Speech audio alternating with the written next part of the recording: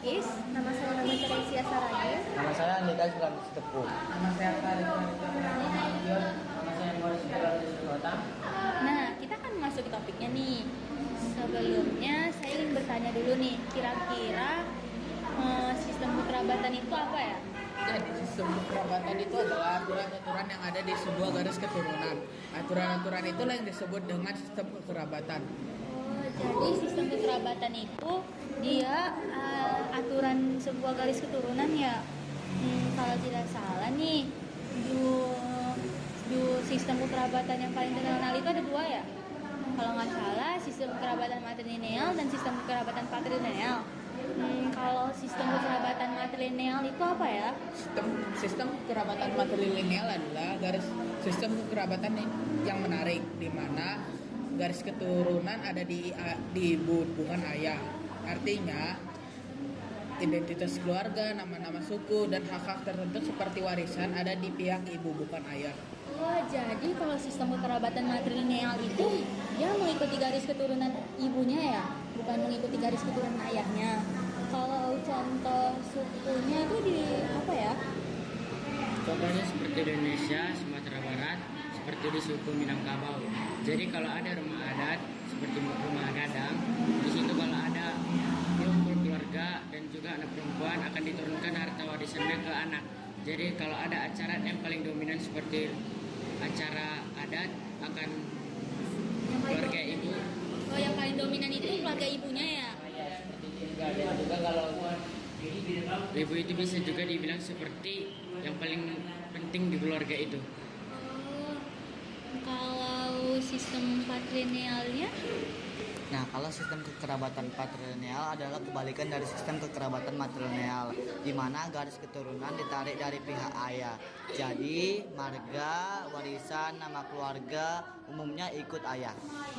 Jadi kalau sistem matrilineal itu dia mengikuti garis keturunan ibu. Kalau patrilineal dia mengikuti garis keturunan ayahnya ya. Kalau contoh-contoh sistem kerabatan patrilineal itu apa ya? Nah, sebagai contohnya sangat banyak di Indonesia. Misalnya suku Batak.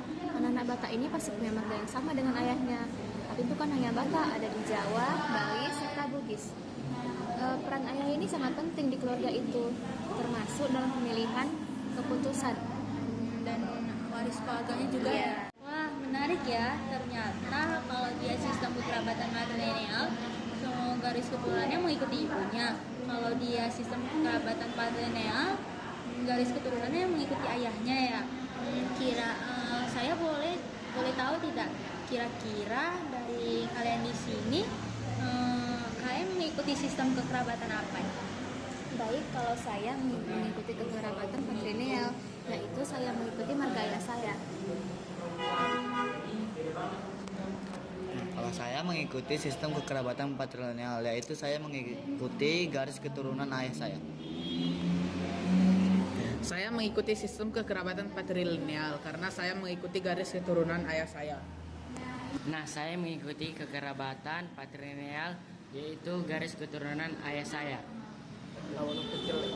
Wah, ternyata kalian pada mengikuti sistem kerabatan patrilineal ya. Tidak ada yang mengikuti sistem kekerabatan matrilineal.